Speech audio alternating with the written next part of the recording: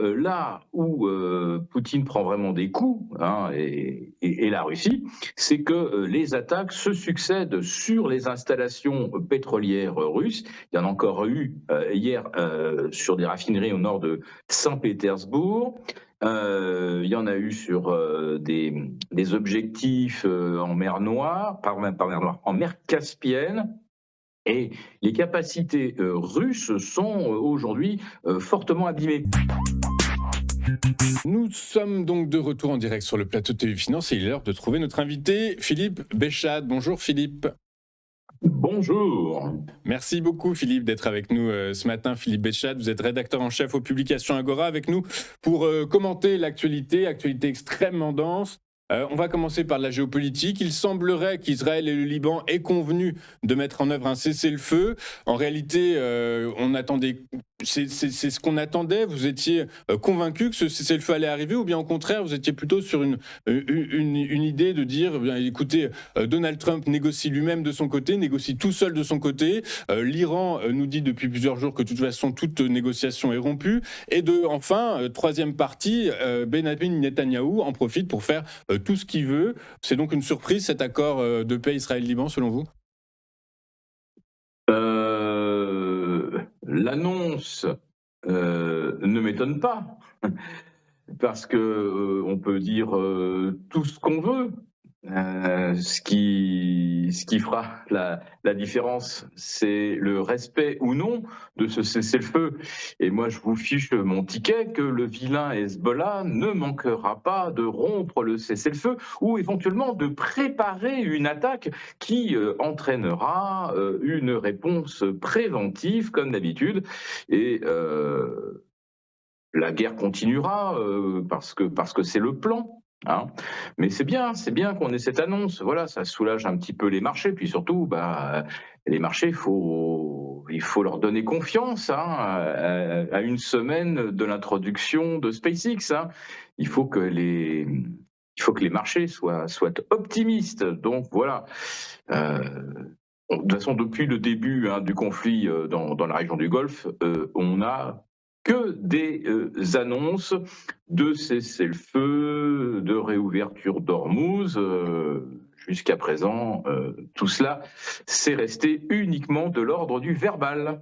Alors, ce qui restait de l'ordre du verbal ne l'est plus jusqu'à maintenant, notamment du côté de la Chambre des représentants, américains, puisque hier soir, par 215 voix contre 208, les représentants américains ont adopté une résolution sur les pouvoirs de guerre, enjoignant au président de soumettre le conflit iranien à l'approbation du Congrès, ou bien tout simplement de retirer ses troupes. C'est de la poudre aux yeux, de la poudre de perlimpinpin, ou c'est réellement quelque chose qui va, un vrai caillou dans la chaussure de Donald Trump ? Non, c'est un vrai caillou parce que ce vote a été obtenu par la défection, et si j'ose dire, le passage côté démocrate de sénateurs et de parlementaires républicains. C'est un vrai basculement. Bon, j'imagine que Trump va réserver un sort funeste à ceux qui ont trahi, hein, naturellement. Hein. Rappelons-nous que Trump a fait battre Thomas Massier, hein, parce qu'il ne soutenait pas Israël. La trahison de ces parlementaires va certainement leur coûter très très cher. En tout cas, c'est tout à leur honneur. Maintenant, Trump a une parade qui consiste à dire « Ah, c'est une nouvelle opération spéciale, ce n'est pas une guerre, c'est une opération antiterroriste, hein, comme par exemple l'enlèvement de Maduro. » Donc, il a encore les moyens, hein, ce qu'il fait d'ailleurs depuis qu'il a commencé sa carrière.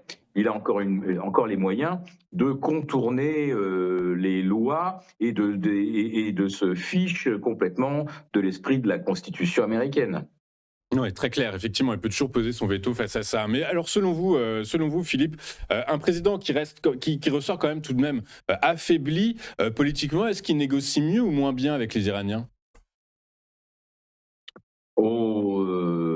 Ça fait déjà presque 2 mois qu'il est incapable d'imposer quoi que ce soit aux Iraniens.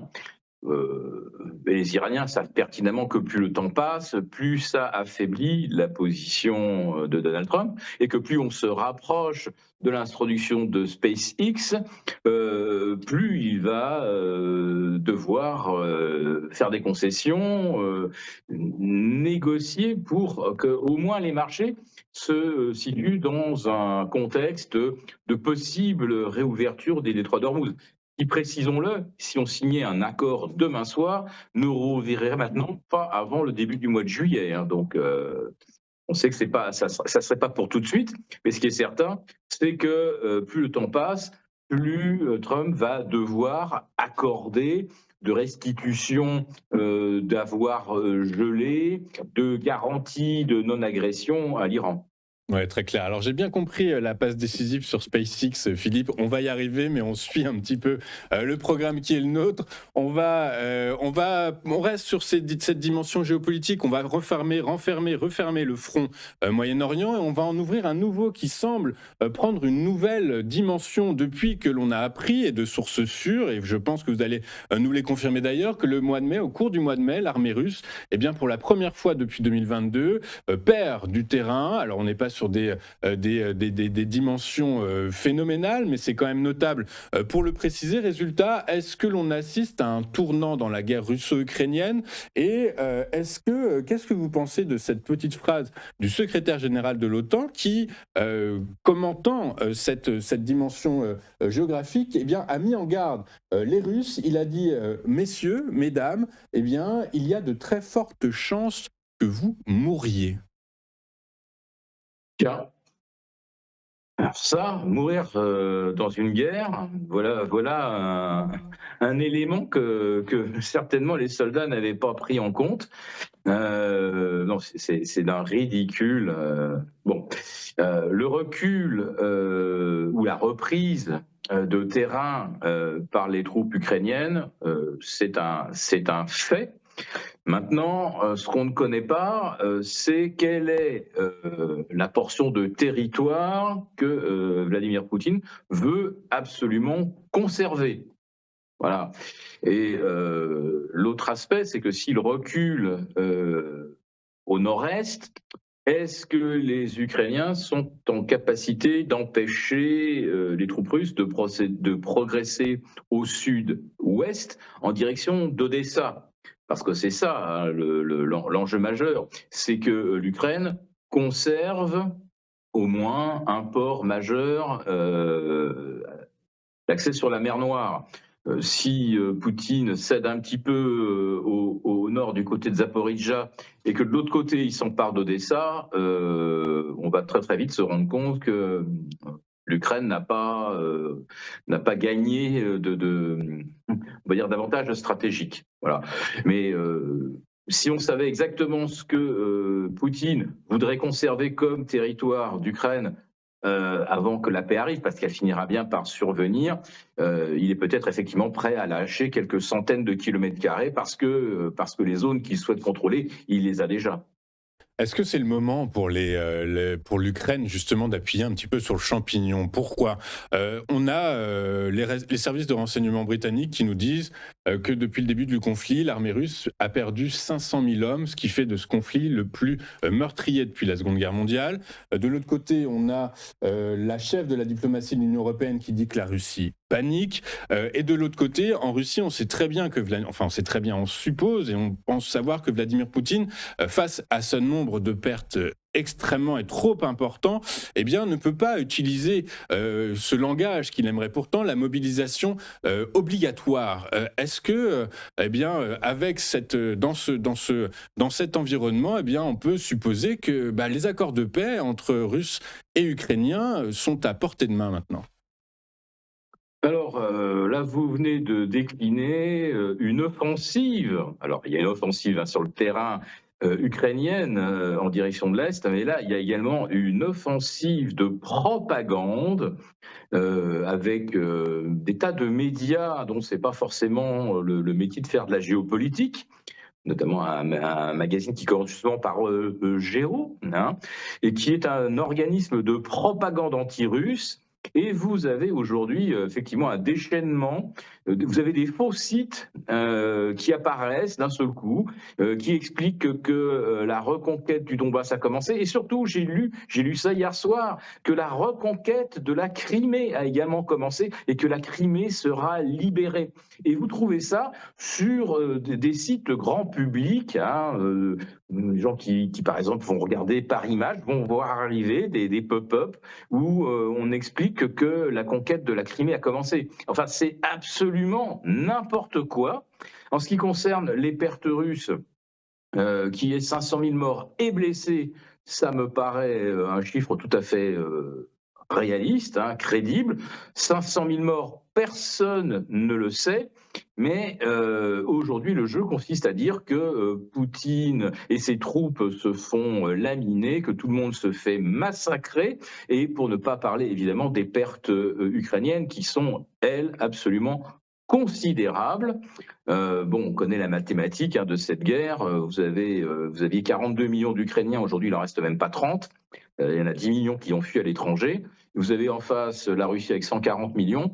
Et Poutine, effectivement, n'a pas encore commencé à mobiliser. Par contre, là où Poutine prend vraiment des coups, hein, et la Russie, c'est que les attaques se succèdent sur les installations pétrolières russes. Il y en a encore eu hier sur des raffineries au nord de Saint-Pétersbourg. Il y en a eu sur des objectifs en mer Noire, pas mer Noire, en mer Caspienne. Et les capacités russes sont aujourd'hui fortement abîmées. Alors on parle beaucoup hein, du fait que dans le Golfe Persique, ni l'Irak ni l'Arabie Saoudite ne vont être capables de revenir à 100% de leur capacité de production d'ici la fin de l'année 2026, et que ça va donc effectivement créer une situation de pénurie globale. Mais l'Ukraine porte des coups très très sévères aux capacités énergétiques russes, aux capacités énergétiques russes, et ça va peser fortement hein, sur les prix du gaz et du pétrole d'ici la fin de l'année, et pas seulement le Golfe Persique. Exactement. Dernière question sur ce conflit russo-ukrainien. Est-ce que finalement, c'est pas Marco Rubio, le chef de la diplomatie américaine, qui a finalement la meilleure conclusion, qui nous dit que, comme vous l'avez dit, Philippe, ce qui a changé ces derniers mois, c'est que l'Ukraine est devenue de plus en plus efficace pour mener des frappes de longue portée. Résultat, à ce stade, et ce qu'il faut noter également, c'est qu'à ce stade, il n'y a en réalité aucune des deux parties qui n'est disposée en réalité à faire des concessions. Donc en fait, le risque le plus prégnant, le plus important, c'est un risque d'escalade en fait en réalité.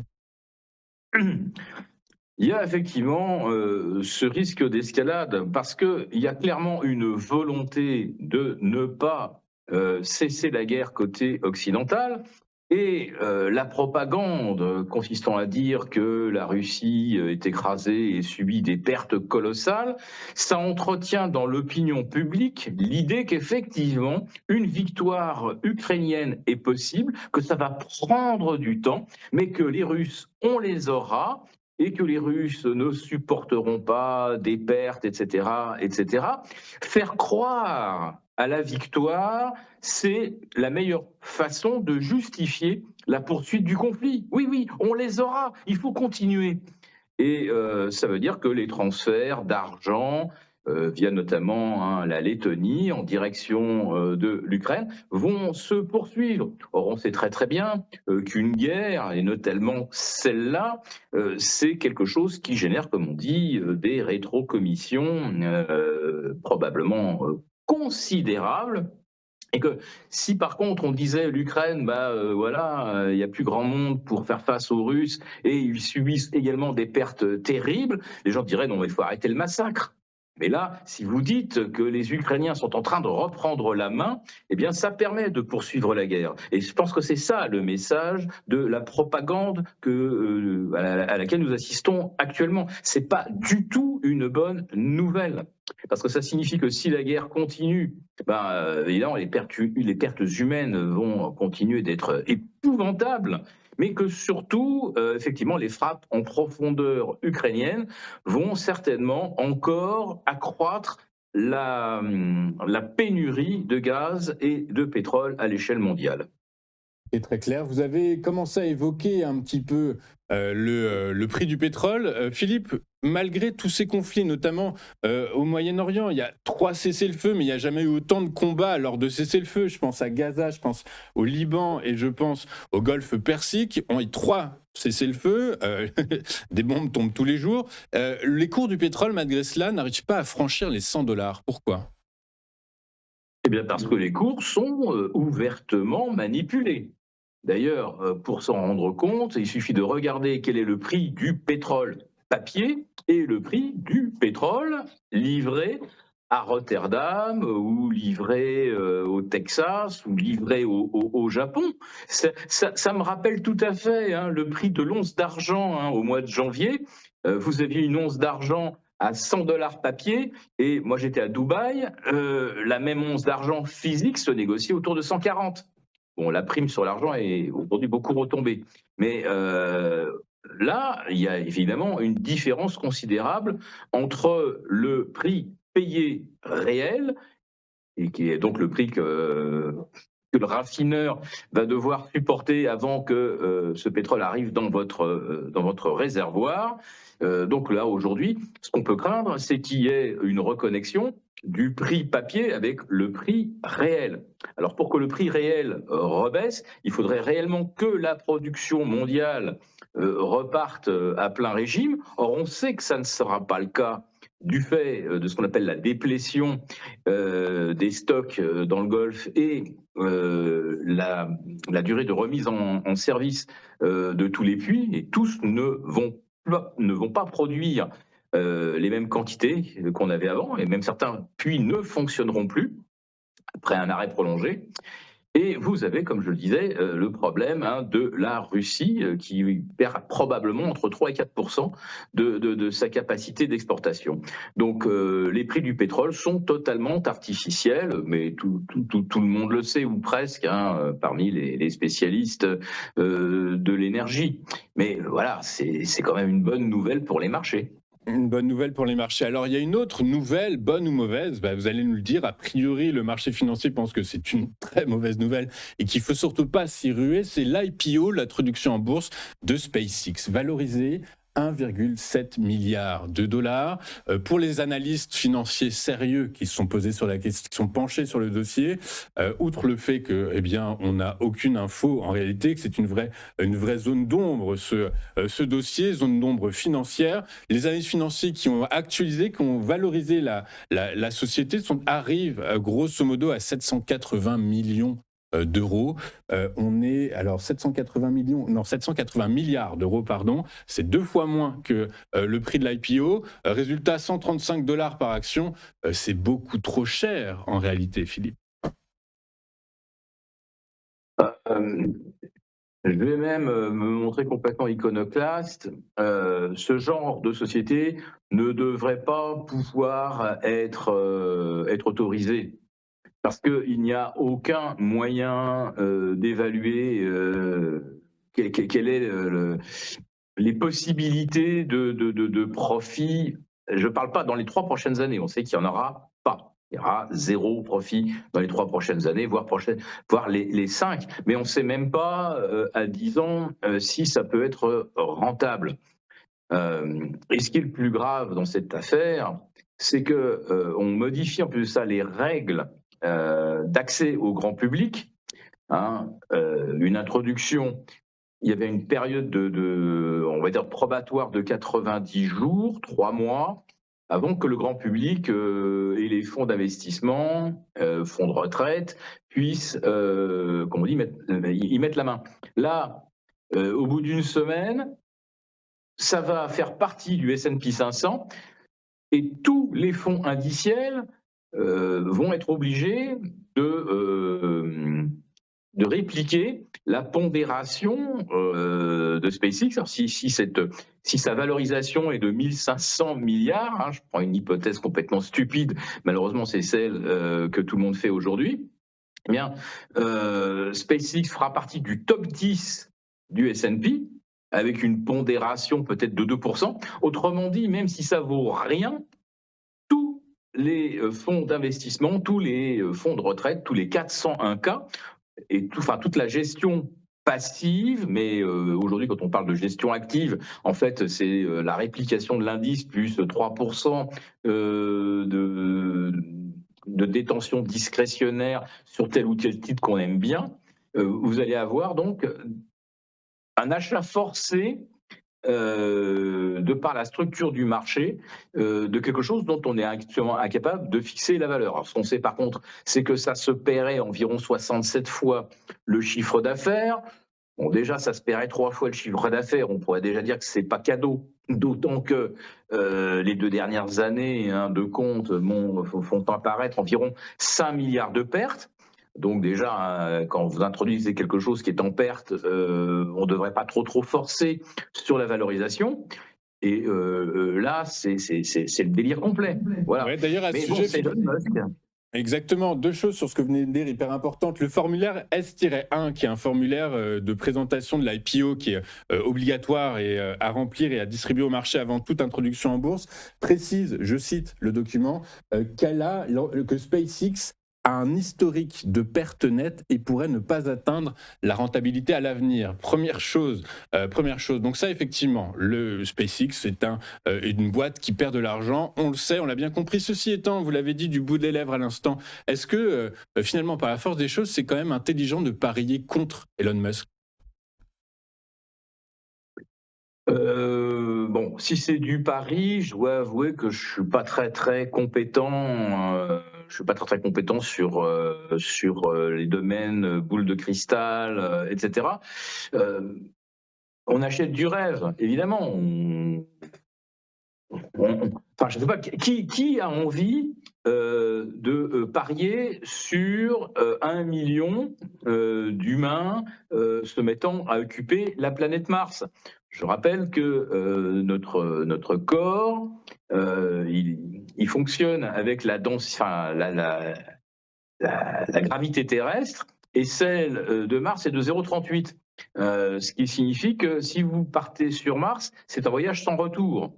Parce qu'après 1 an passé à une gravité 0,38, si vous revenez sur Terre, vous n'êtes même pas capable de tenir sur vos jambes. Voilà, c'est 1 million de personnes sur Mars. Vous achetez ça, vous? Écoutez, moi, si vous me demandez si je parie que c'est possible, ça le sera peut-être au 22e siècle. Et encore, il faudrait qu'on ait habitué le corps humain à des conditions de gravité qui sont aujourd'hui ingérables par nos organismes. Oui, très clair. Une autre chose qui semblerait être ingérable, Philippe, c'est la souveraineté, l'indépendance technologique numérique de l'Europe.